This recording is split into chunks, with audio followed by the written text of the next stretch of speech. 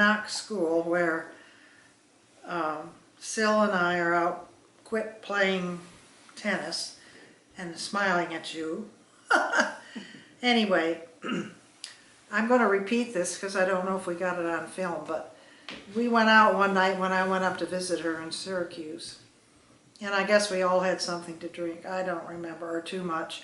But anyway, when I woke up the next morning and went to breakfast at their house, her father was a physician. And I was drinking tons of water. My mouth was so dry. And he asked me if I was a diabetic because I was drinking. He didn't know that you had drank a lot. No, we weren't supposed to be drinking. So you didn't tell him? No. They were, oh, and the thing is, her grandmother was still alive and came over from Italy to live. And she made the most delicious pizza I had ever, and it was done in a big pan, and it was like deep dish. A deep dish with all the fresh vegetables and stuff on it. If I could copy that, it was just, I mean, we just went nuts over it. It was so good because the cake underneath it was so good. Sounds delicious. Now this next one is the Spanish Club. And I'm on the middle row, about in the middle next to the girl in the white jacket. Mm-hmm. We had several girls from Cuba that came over to get out. The parents sent them over there and they stayed there all year because of what was going on at the time. So you were there in the early 50s, yeah. Late 40s? Mm-hmm. And that's me. I don't know what I was just doing, lounging, having my picture. In front of Knox. Probably had fun. Yeah. I was trying to get being trapped. Yeah, they had that big gate at the end of the driveway. Yeah. And this is the riding club. I don't know where I am in there. That's where I think I fell off and hurt my arm, but I don't remember. I do know I was in bed at the hospital because I had my white count was up very high, and this is a disease that you can get. You're not making enough red cells. They were quite concerned. Was that after you fell off a horse? Yeah, that's when they discovered it in the hospital. They took me right to the hospital because they didn't know what injuries I had. Luckily, it didn't turn into anything. No, it didn't turn into anything. And this is chapel choir. Mm-hmm. And the last year I was there, I was the head of the chapel choir, which I was really happy about. And there I am, third from the end at the bottom row. And there's Silvana. She had a beautiful voice. And the girl behind her to the left, smiling, her mother was in the Metropolitan Opera. Wow. Wow. Yeah. And there I am singing. I don't even know what it was. Some big event. Well, you were the star, yeah. Obviously. That's not Brigadoon? No. Okay. No, this is in one of the choir things. And I had a cup. I don't know what happened to it. And the picture that they took of me holding the cup, it was horrible. I think it's in my yearbook. I'll show it to you. It's just terrible. But I have proof I was there. And this is Brigadoon. Mm-hmm. We did several musicals. And I love doing all that stuff. I mean, we'd go to class all morning, and then we did all our other stuff in the afternoon. Yeah, musical theater's fun. And this is Walter and Dinah and I. This is graduation from Knox. Are you 17 then? 18? 17, 18? No. I wasn't 18. I hadn't turned 18. I graduated when I was 16 from high school. Wow. Because I went to first grade when I was 5. Okay, so you were only about 16 yeah. then. Mm-hmm. Wow. They didn't have kindergarten. That's the back door of our home in Hammondsport at Sheether Street. And I'm sure that's my bike on the porch. The one I painted bright red. Because Mother wouldn't let me buy one that was red, so I had to paint it. And this looks like, it looks like a springtime because everything is barely in bloom. That's Daddy's garden. He had a beautiful, beautiful garden with roses, every kind of plant that he could get to survive. He loved growing stuff. And we always had a garden full of fresh vegetables. Never sprayed, nothing put on. And he used to grow his plants from seeds. Sounds like Megan and Little Yeah. Brayton. Yeah. They did the same thing. Maybe green thumbs are genetic. And really, there's so much that comes out of each person. It is. And that's the house. That must be fall because there's no leaves on anything. That's a beautiful area. And this is spring. It's got to be because the little things are coming out on the trees. We always had an awning on the back porch until one year Daddy decided to close it, and then he made an outdoor den.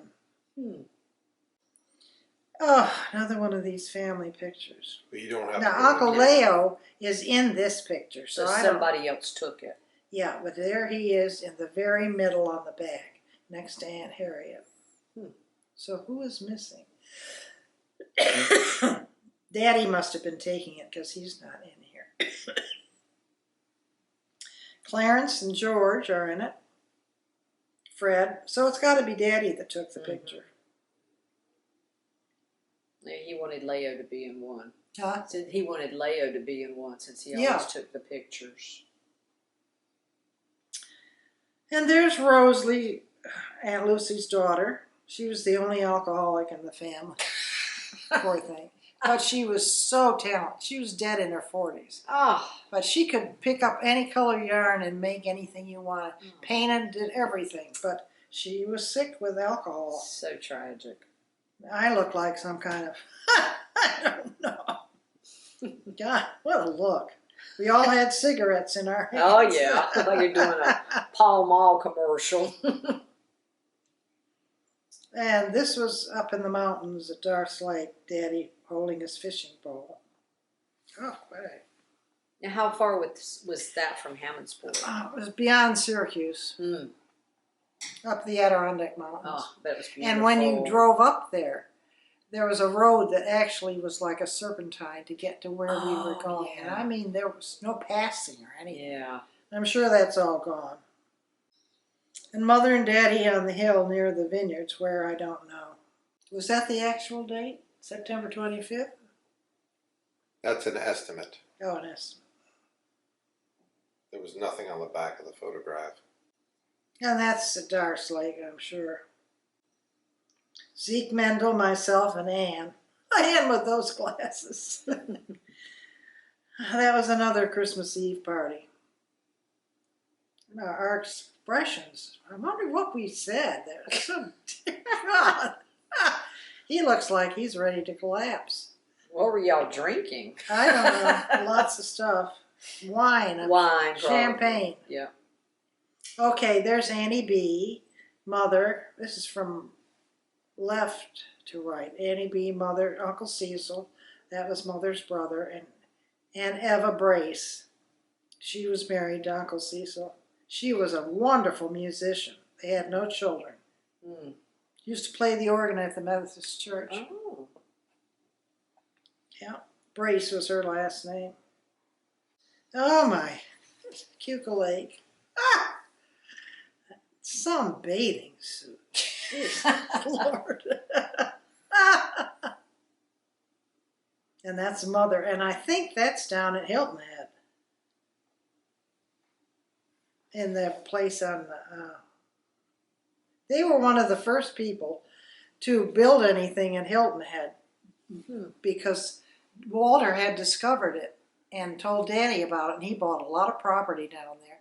And then when he died, he donated something like 100 acres. Yeah, there's a park down there. Yeah, but his Dinah name said on it. they've closed it. They're going to sell it to get more houses or something. Oh. And he donated that to the black people. You know, we weren't racist in our family. No. And this is he was the cadet that I was dating from West Point. Mm. And that, I think he went with us to Darts Lake. He was really a nice kid. I wonder if he survived all the wars. I hope so. Yeah, there Looks he like is with me. Same event.